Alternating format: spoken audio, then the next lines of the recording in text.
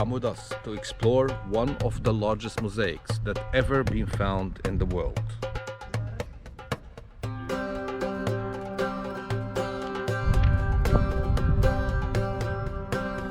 Welcome to Hisham's Palace in Jericho in Palestine.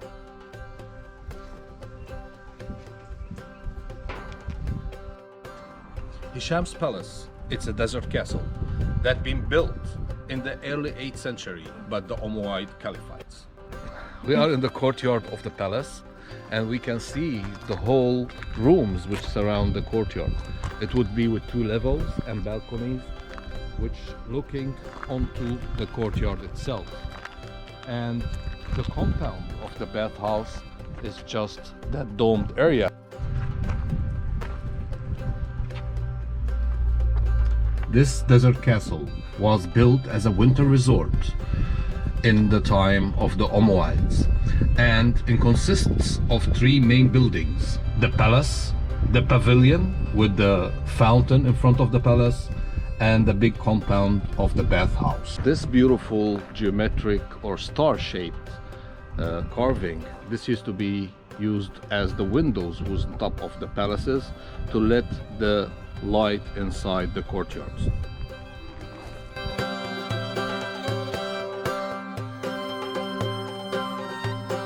Here we have a cold bathhouse, and also in summertime, if the Caliphate would be here, he will come down and enjoy a cold bath in this underground bathhouse. So let's go down.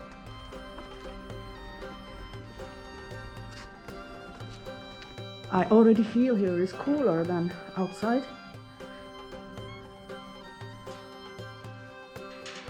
Wow.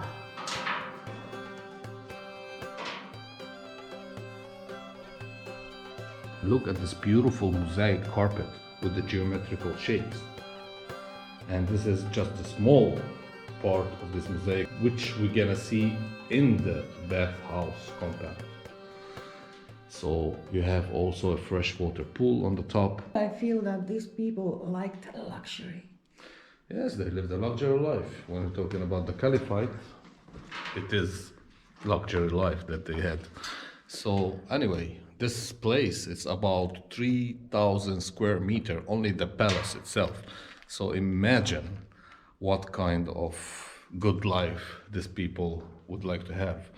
And you know, in the bathhouse, when we go to the bathhouse, you'll be amazed of that mosaic carpet that we're gonna be seeing. As I said, one of the largest mosaic carpets in the world. So what are we waiting? Let's go. So let's go there. One of the main entrances to the bathhouse and the reception room is from the northern side, but also you have an access from inside the palace, and this is where we are going. This is the way that the Khalifa would take to go into the bathhouse. The private entrance for the Khalifa. Behind the fence is his entrance, the private entrance. We can't go there from here, but we will show it you from inside.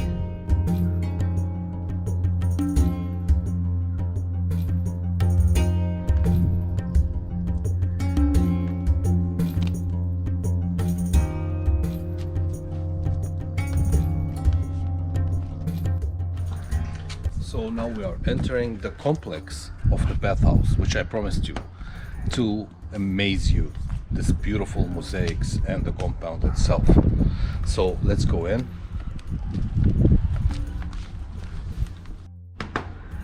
Guys, this is wow, wow, wow. Look. You are just at the entrance of the bathhouse where the guards would be seated. This is at the entrance where would be 2 statues of 2 men with swords standing at the entrance of the bathhouse, and also this is the rooms of the guards. And on both sides. Imagine this beautiful mosaic carpet with this floral and geometric shapes. This is going back to the early 8th century. So this is the reception room. On the left side is the pool, the cold pool, and then on the right side would be the bathhouse. Okay, so we're gonna see the pool now. So here is the pool. We are walking on top of it. It would be about 20 meters in length and 1.5 meter in depth. And you can still see the plaster that was used to seal the water from going out from the pool. And also the bricks that they used. Oven baked bricks. And look at this hall, the reception hall. The reception hall, it's amazing. And look at these carpets, very different shapes, floral shapes, geometric shapes, even animal shapes. And this whole columns was adorned with stuccos, and even the ceilings, which was dome-shaped ceilings, that was also adorned with stuccos, with floral and geometric, and even statues of humans and animals, even though it is forbidden in Islam. But in the Umayyad period, they didn't care much about that, because they wouldn't put statues inside a mosque, but they can use it inside a bathhouse or in a palace, which is not a religious place.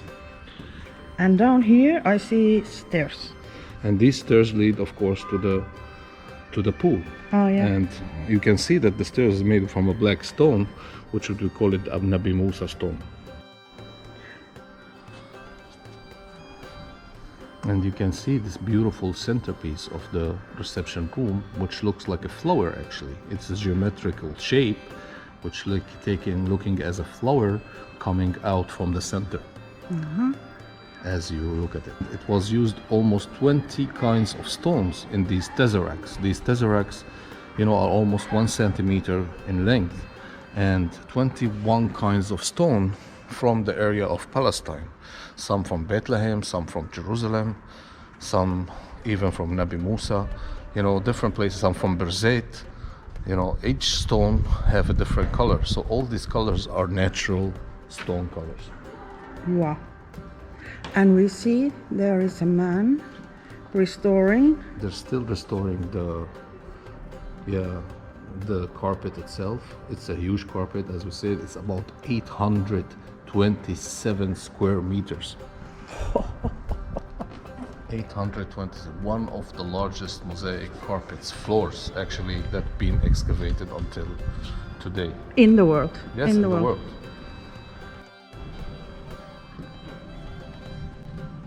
So these columns would be holding arches,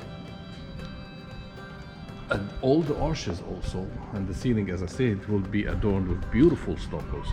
And you can see even the capitals, like Corinthian style capitals, which also, because they merged in the time, because it was early Islamic period, so they merged some of the Byzantine art and the Persian art in this place. So it was a mixed and eclectic architectural art. Here is the private entrance. As I said, I will show you.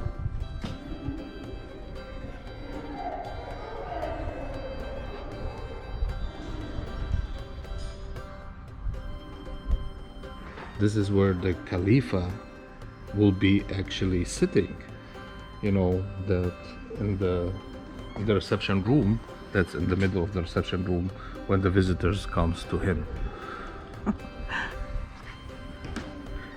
Why Khalifa? Why?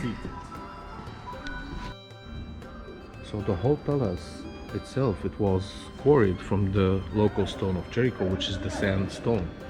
But the columns itself of today, they are mostly restored columns. In the 749, there was a major earthquake that actually rocked the whole country and destroyed most of it. Yes, Fadi, what do we have This here? is one of the most beautiful mosaics. Look at that mosaic in that app, and you can see even the stucco that adorned the whole walls of the bathhouse. Look at that stucco, which is molded, art. And look at this beautiful mosaic of the Tree of Life. It's called the Tree of Life, and it represents, you can see peace and war. On the right side there is a gazelle being devoured by a lion, and on the left side you see 2 gazelles feeding from the tree. So it represents times of war and times of peace and evil and good. And here beside the diwan of the Khalifa, where he have his guests, it would be adjust to the warm room. So this is the warm room of the bathhouse, and then you go from the warm room into the hot room, and you can see even the arches below from where the hot air will be flowing Means under. there. Yes.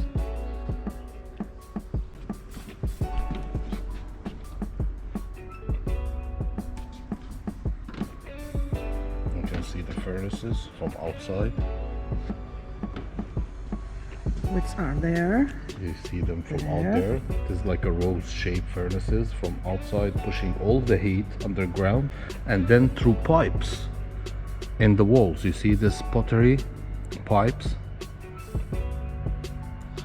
It will push heat also into the so it will heat the floor, and also it will heat the rooms and the ceilings of the bathhouse. And here we have a better view of the furnaces that push the hot air. I think I found toilet. This is my favorite part always in archaeology, where people used to go, you know, to do their own business. So it looked the same, mostly like a Roman latrine. This is the beautiful centerpiece. As I say, geometrical, floral shape mosaic, which starts small and starting to go out. Expanding. Yes, it's like 3D in a way. Amazing. This dome actually is protecting this whole mosaics, and it also measures the humidity, it measures the heat inside this area in this compound. So it will give the ideal, you know, temperature to keep the mosaic intact. That was a huge thing. Huge thing, see. So now we are going out. We are on the northern part of the compound, and here we have also the agricultural real estate, which have the barns and the stables also for the horses, because you know the Muslims, they love the Arabian horses. And here also in this place, you know, most of the time they would have, you know, horse races with this Arabian beautiful horses. And for them, you know, to raise horses, this is one of Islam. This is what you teach your son when he is little: to ride a horse, to swim, and to shoot a bow and an arrow. Wow.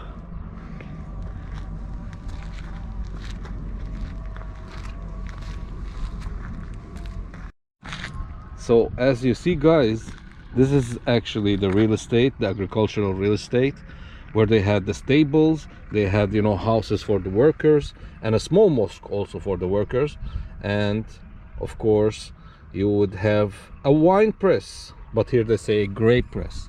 You don't grip, you know, you don't actually press grape for nothing. But you even see the stockos here, this beautiful, showing grapes, even though that was the Islamic period, but probably these people also had some good time drinking wine. Yeah. We are in front of the grape press. We're not gonna say the wine press, but the grape press of the Umayyad Caliphate.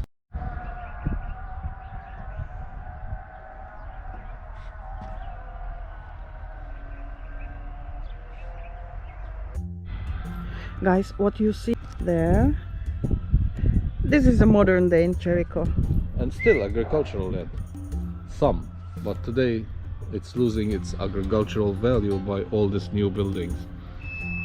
People from Jerusalem are buying land and building this fancy villas.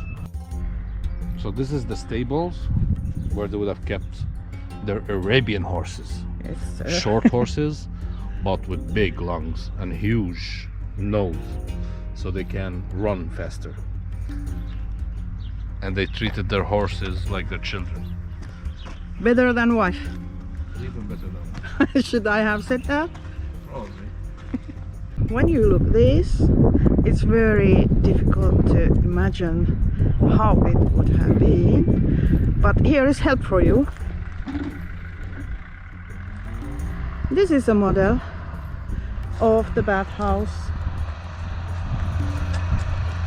And Freddy is climbing there somewhere. Actually, it shows you how it looks from inside back in the day. If you look, there's a Really? hole from below. Yes, that's why it's raised, the model. I thought, why here is chair? Now I know. Yalla, let's go see. Oh, oh, oh, oh, oh.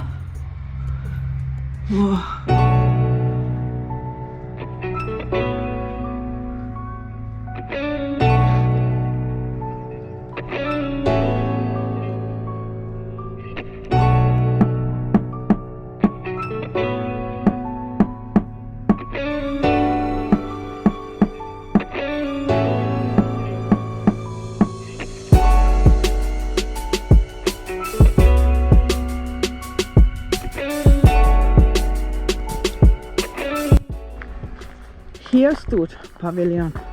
Yes. This is the pavilion and the garden in front of the palace, and here stood a beautiful fountain, as you can see, this square fountain, in order to make it much more humid, because in summertime, let's say, it's very hot in this area. This was beautiful. It was an amazing, yes, amazing pavilion. As I said, these people loved luxury, and this is a luxurious real estate. And by the way, the place actually was first excavated in 1800s, in 1870, but the major excavation was done in the 1934, in the time of the British Mandate, by a Palestinian archaeologist by the name Dimitri Baramki. And most of the statues and the stucco and many of the finds were placed also in the Rockefeller Museum at that time, which is in Jerusalem.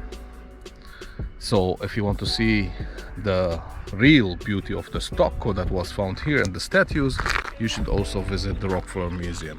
But here it is a must to visit. It's a magnificent place, guys, and I promise you, you will be left speechless after coming and visiting this place. The price you have to pay to see this amazing place is 10 shekels. 10 shekels, that means $3, guys. Thank you guys for being with us. I hope you enjoyed this exploration of this beautiful mosaic and the Hisham's palace itself. And if you like our videos, please do subscribe and give us a thumb up and ring that notification bell so you won't miss any new videos.